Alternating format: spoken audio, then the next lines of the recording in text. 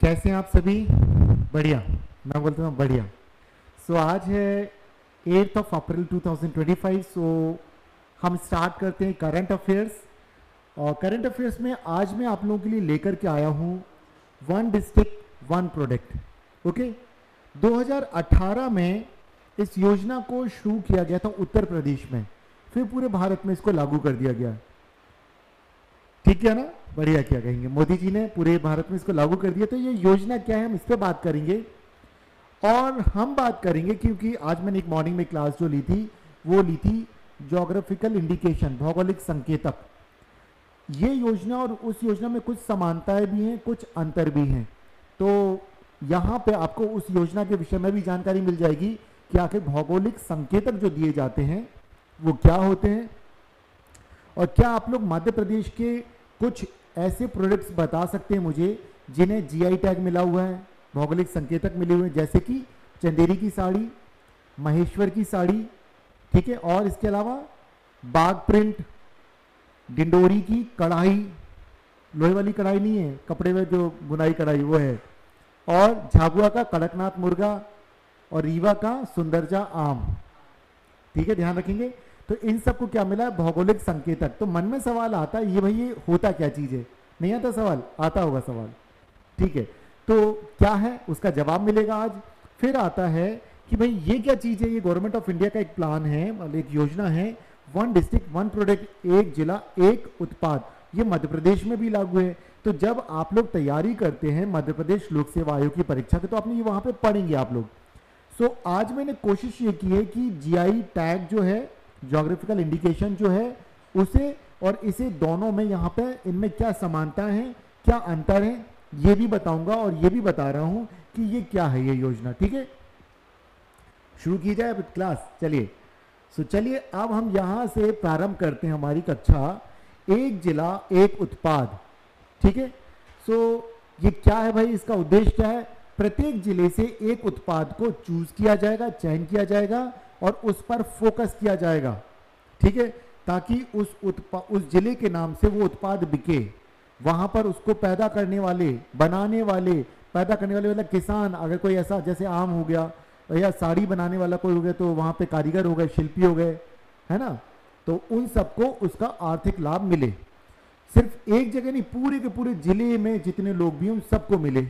ठीक है, ये देखिए भारत सरकार की एक प्रमुख पहल है ये। क्या है ये? जिसका उद्देश्य प्रत्येक जिले से उसके पारंपरिक उत्पाद, शिल्प, खाद्य वस्तु इन या सेवाओं की विशेष पहचान देना। ठीक है, और इसमें क्या होगा, और देखिए यह योजना प्रधानमंत्री नरेंद्र मोदी ने 2018 में कहां पर, इन्वेस्टमेंट समिट यूपी चल रहा था, वहां पर प्रस्तुत किया था। और अब ये पूरे भारत में ये योजना लागू कर दी गई, राष्ट्रव्यापी स्तर पर इस योजना को लागू कर दिया गया। मतलब बड़ी अच्छी चीज है, इसलिए लागू किया गया। अब जरा देखते हैं भाई ये क्या है। देखिए इसका उद्देश्य क्या है। इस योजना का उद्देश्य है कि स्थानीय उत्पादों को वैश्विक पहचान देना, दुनिया भर के बाजारों में वो जानी जाए। ओके, स्थानीय रोजगार और उद्यमिता को बढ़ावा देना। इसके अलावा पारंपरिक शिल्प, कृषि, खाद्य उत्पादों को कंजर्व करना, संरक्षित करना, ताकि लोग उन कामों को करना छोड़े ना, बल्कि उनका उन्हें एक उचित मूल्य मिले और एक उन्हें पहचान मिले। ठीक है, तो वो करते रहेंगे वो काम। चलिए और आगे देखते हैं क्या है इसके अंतर्गत। क्या है भाई, देखिए आत्मनिर्भर भारत अभियान चलाया जा रहा है ना, उसके तहत क्या हो रहा, मेक इन इंडिया, भारत में बनाओ। ठीक है, भारत में बना हुआ होता था पहले, अब ये मेक इन इंडिया, इंडिया में आकर के बनाइए, लेकिन ये तो ऑलरेडी यहीं के प्रोडक्ट है। अब हम देखें तो प्रत्येक जिले का एक कोई उत्पाद की पहचान की जाती है और फिर उसको क्या किया जाता है, प्रमोट किया जाता है, उसके बारे में ऐड वगैरह दिए जाते हैं, ऑनलाइन ऑफलाइन माध्यमों से उसका प्रचार प्रसार किया जाता है। और ऐसे उत्पाद कौन कौन से उत्पाद होंगे इसके अंतर्गत? हस्तशिल्प, हथकरघा, जो जिसका आपको अर्थ नहीं मालूम आप लोग पूछ लेना। हथकरघा जानते हैं क्या होता है? हाथ से बनाते हैं, जो पावर लूम जो होता है, एक हैंडलूम होता है दो, ठीक है, लूम जो मशीन चलाते हैं हाथ से, हथकरघा। कृषि उत्पाद, कोई भी एग्रीकल्चर प्रोडक्ट हो गया। और ये प्रोसेस्ड फूड, प्रसंस्कृत खाद्य पदार्थ, जैसे आप कभी जो खा रहे थे, आप लोग कभी चिप्स खाते हैं निकाल के ना, ठीक है, प्रोसेस फूड है। पॉपकॉर्न खाते हैं, मक्के से निकला हुआ, प्रोसेस फूड है। और ऑर्गेनिक उत्पाद, ठीक है, किसी भी तरह के जो जैविक उत्पाद हैं उन्हें शामिल किया जा सकता है इस योजना के तहत। क्लियर है? तो ध्यान रखिएगा, यहीं से अगर आपको लिखना पड़ा क्या है योजना, तो ये बातें लिखनी है। और क्या करना है इसमें, केंद्र और राज्य सरकार प्रशिक्षण की व्यवस्था करती है, विपणन में सहायता करती है उनको, ठीक है, और वित्तीय सहायता। देखिए आपको प्रशिक्षण दिया जाएगा, वो सामान जब आप बनाएंगे तो आपको वित्तीय मदद चाहिए होगी, पैसे चाहिए होंगे, लोन वगैरह चाहिए वो देंगे, और उसको बेचने में भी मदद की जाएगी कि भैया इंटरनेशनल लेवल पे भी इसको बेचा जाए, तो उसकी जगह जगह पे उसकी प्रदर्शनियां वगैरह लगाई जाएंगी। जैसे दिल्ली में ट्रेड फेयर लगता है, वहां पे स्टॉल लगाने के लिए आपको मौका मिलेगा, जाइए लगाइए और बेचिए।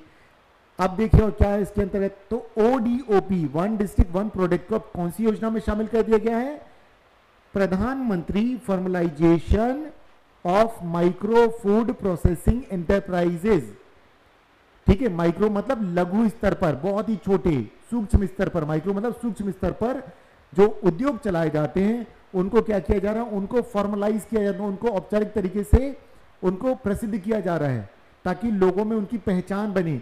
तो ये इस योजना को काय के अंतर्गत शामिल कर लिया गया है, प्रधानमंत्री formalisation of micro food processing enterprises.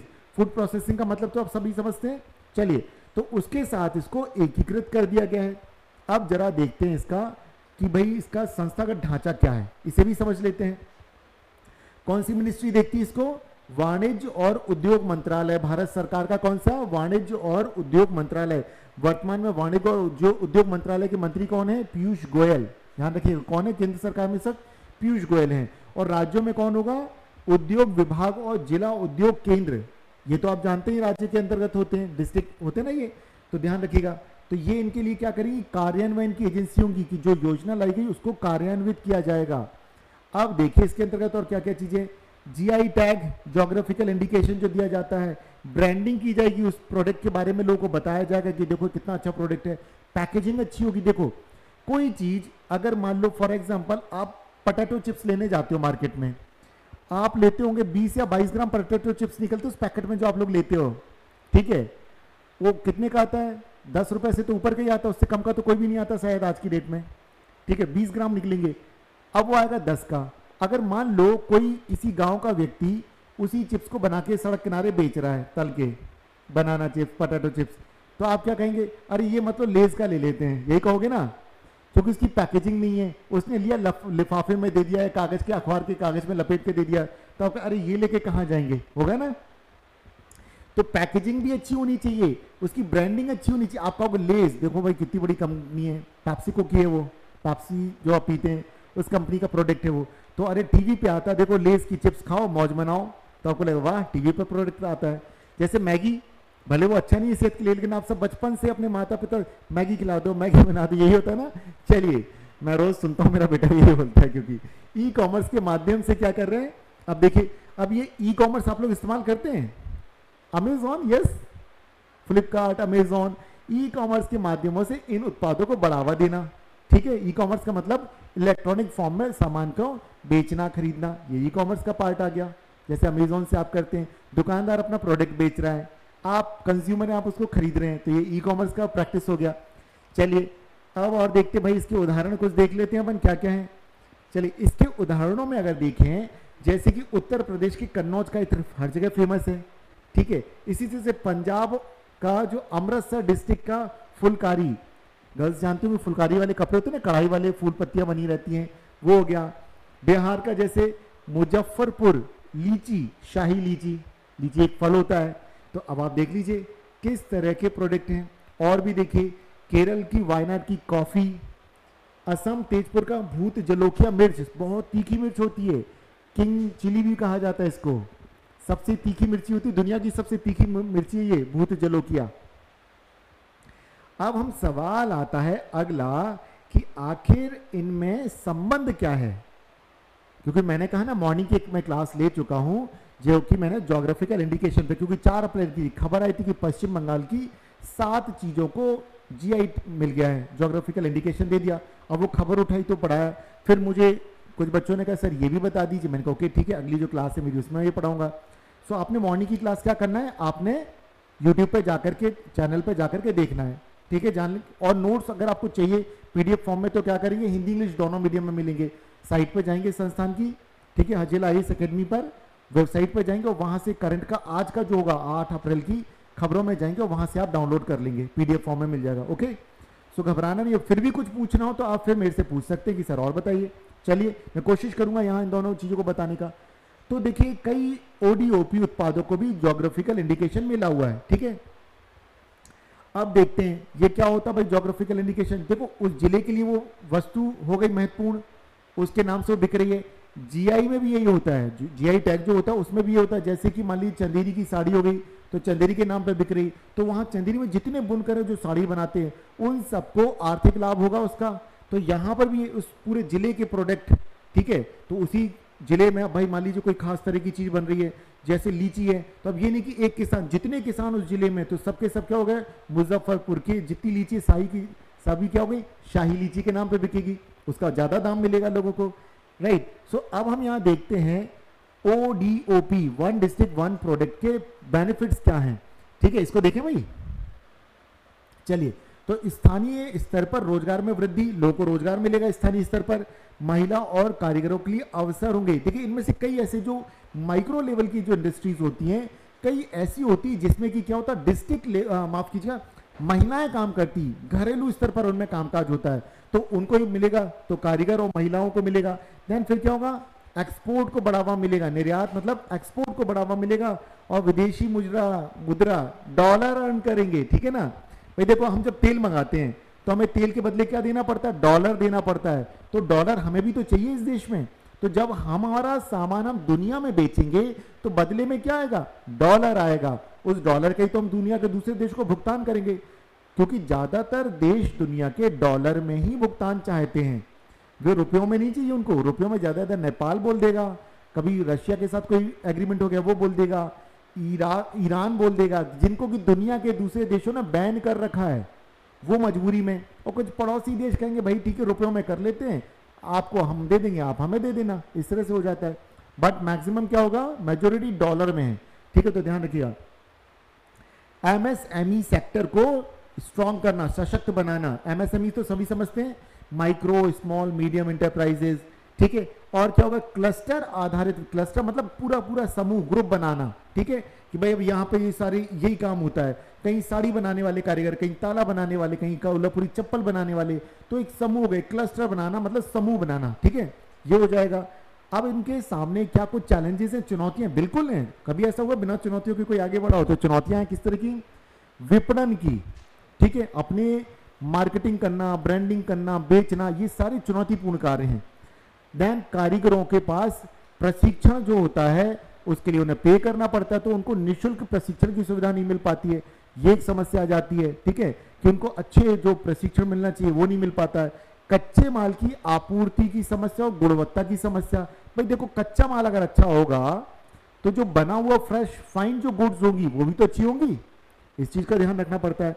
फिर होता है कि वही वैश्विक प्रतिस्पर्धा से निपटना, दुनिया में जब हमारा मार्केट में कोई सामान गया, फॉर एग्जाम्पल मान लो आप जाते हो बाजार, आपके सामने 4 फल वाले खड़े हुए हैं, ठीक है, और चारों के पास ये बड़े बड़े अमरूद, एप्पल, बनाना रखे हुए हैं, तो आप क्या करेंगे, छोटे छोटे खरीदेंगे, जो सबसे बड़े बड़े दिखेंगे जिसके पास सबसे बड़े उसी के पास जाएंगे। लेकिन क्या करेंगे, उसका प्राइस भी ज्यादा नहीं होना चाहिए, आपकी पॉकेट में आना चाहिए, मतलब इतना महंगा ना हो कि आप खरीद ही ना पाए। तो ये देखना पड़ता है, इसी को बोलते हैं कंपटीशन, प्रतिस्पर्धा की, क्वालिटी भी हो और प्राइस भी लो हो, इतनी ज्यादा ना हो, कॉम्पिटेटिव प्राइस होना चाहिए, ना तो इतना कम हो कि नुकसान हो जाए, ना इतना ज्यादा हो कि सामान कोई खरीदे ही ना। तो इस तरह की जो कंपटीशन होता है उससे भी निपटना पड़ता है, राइट। चलिए अब देखते हैं जरा, ये यहां पर मैंने जो दिया है कि अगर इस तरह के प्रश्न आते हैं तो आपने किन बिंदुओं का उपयोग करना अपने उत्तर लेखन में, क्लियर है। तो आपके ये मार्गदर्शक बिंदु हैं आपके लिए, या की पॉइंट्स मैंने बताए हैं क्या क्या देना, और जीएस के जो 3rd पेपर होता है वहां पर इस तरह के प्रश्न आते हैं, ठीक है, यूपीएससी में, और स्टेट सर्विसेज में इकोनॉमी वाले पार्ट में आएंगे ये क्वेश्चंस हैं। हिंदी वाले कहेंगे तो जो इंग्लिश में, तो मैं हिंदी में बता दूंगा उनको सबको, ठीक है। चलिए अब हम देखेंगे ओडीओपी और जीआई में क्या समानताएं हैं। तो देखिए सबसे पहली बात, दोनों का उद्देश्य है स्थानीय जो कारीगर हैं, शिल्पी हैं, उत्पादक हैं, उन्हें क्या करना, पहचान दिलाना। दोनों का है कि स्थानीय उत्पादों को वैश्विक पहचान दिलाना। कोई समस्या? ठीक है यहां तक। चलिए देन फिर आता है, अब देखें ग्रामीण, तो भाई दोनों कहां, गांव से, या हम बोलेंगे स्थानीय उस स्तर से जुड़े हैं। दोनों योजनाएं ग्रामीण और पारंपरिक शिल्प या उद्योगों से जुड़ी हुई है, ठीक है, या उस इलाके में कोई प्रोडक्ट पैदा होता है, कोई अनाज है, कोई फल है, उससे संबंधित है। अगर अर्थव्यवस्था की बात करें तो दोनों ही अर्थव्यवस्था से संबंधित हैं, ठीक है। और अगर सांस्कृतिक संरक्षण की बात करें तो बिल्कुल दोनों में ही संस्कृति जो है उनको संरक्षित किया जाता है कि कोई पारंपरिक उत्पाद अगर उस जिले में बनता है तो उसको है, और उसी के आधार पर हम देखें तो क्या बनता है, जीआई टैग भी मिलता है। अगर हम देखें क्या ये आत्मनिर्भर भारत में योगदान दे रहे हैं, बिल्कुल दोनों दे रहे हैं। दोनों आत्मनिर्भर भारत अभियान से जुड़ी हुई योजनाएं हैं। जीआई उत्पाद ओडीओपी में शामिल है। जी हाँ, बहुत सारे ऐसे जीआई उत्पाद हैं जो ओडीओपी में भी शामिल है, ठीक है। जैसे कि देखें बनारस की साड़ी या कश्मीर का केसर, जो कि ऑलरेडी ओडीओपी जो है उसमें शामिल है ये। अब और देखते भाई इनमें अंतर क्या है, यहां से और क्लियरिटी आ जाएगी। देखिए अगर हम देखें वन डिस्ट्रिक्ट वन प्रोडक्ट, ये गवर्नमेंट की एक योजना है। क्या है, गवर्नमेंट की एक नीतिगत पहल है, एक योजना है। तो इसको हम एक योजना के तौर पे देखेंगे। ये क्या है, पॉलिसी इनिशिएटिव, एक नीतिगत पहल है जो कि हर जिले के एक विशिष्ट उत्पाद को बढ़ावा देती है। वहीं पर हम जीआई टैग देखें तो ये इंटेलेक्चुअल प्रॉपर्टी राइट है, बौद्धिक संपदा का अधिकार है कि भाई हम भाई कारीगर हैं और हमें एक ऐसा लड्डू बनाना आता है मोतीचूर का जो कि कोई और नहीं बना पाता, किसी और जिले में नहीं बना पाते। तो सब आएंगे, अरे यशोवर्धन का लड्डू खाना है, ठीक है भाई, लड्डू पसंद है ना, तो आ जाएंगे। या मान लो मैं कोई कारीगर हूँ, कार्विंग करता हूँ, कोई लकड़ी से कुछ बनाता हूँ मूर्ति, तो बोलेंगे अरे यशोवर्धन की मूर्ति भाई मैं बनाता हूँ, चलो इस जिले में चलते हैं। या मैं बुनकर होता, साड़ी बना रहा होता चंदेरी में बैठ के, तो चंदेरी के नाम से बिकती वो, ठीक है ना। सो अब आप समझ गए। तो ये देखिए ये एक संपदा, कैसा बौद्धिक संपदा का अधिकार है कि साड़ी बनाने की कला वहीं के कारीगरों को आती है। हालांकि आप वो साड़ी कहीं भी बेच सकते हैं, लेकिन नाम से क्या बिकेगी, चंदेरी की साड़ी, बनारस की साड़ी, कांजीवरम की साड़ी, महेश्वर की साड़ी, नाम सुने ना आपने सब, राइट। सो ये क्या है, ये किसी उत्पाद को किसी खास भौगोलिक क्षेत्र से जोड़ता है। ओडीओपी में भी यही चीज होती है, बट दोनों में अंतर क्या, ये सरकार की पहल है और ये क्या है, एक बौद्धिक संपदा का अधिकार है। अब देखते हैं क्या कोई वैधानिक स्थिति है, इसकी नहीं है। ओडीओपी की कोई लीगल स्टेटस नहीं है, कोई वैधानिक दर्जा नहीं है, सरकार की एक विकास नीति का एक हिस्सा है, बट इसकी है, ठीक है। 1999 में कानून बना है, उसके तहत होता है। देखिए क्या ये जीआई टैग को जीआई पंजीकरण, ठीक है। तो यहाँ पे 1999 का एक कानून बना है और उससे इसको मान्यता मिली और 2003 से तो ये लागू हो चुका है। समझिए, इसकी कोई कानूनी मान्यता नहीं है, सरकार की विकास योजना का एक हिस्सा है, इसकी कानूनी मान्यता है। अगर इसको कोई तोड़ता है तो सजा मिल सकती है, इससे कोई फर्क नहीं पड़ता। चलिए अगला देखते हैं। अब देखते हैं उद्देश्य क्या है भाई, जिला स्तरीय आर्थिक गतिविधि और उद्यमिता को बढ़ावा देना।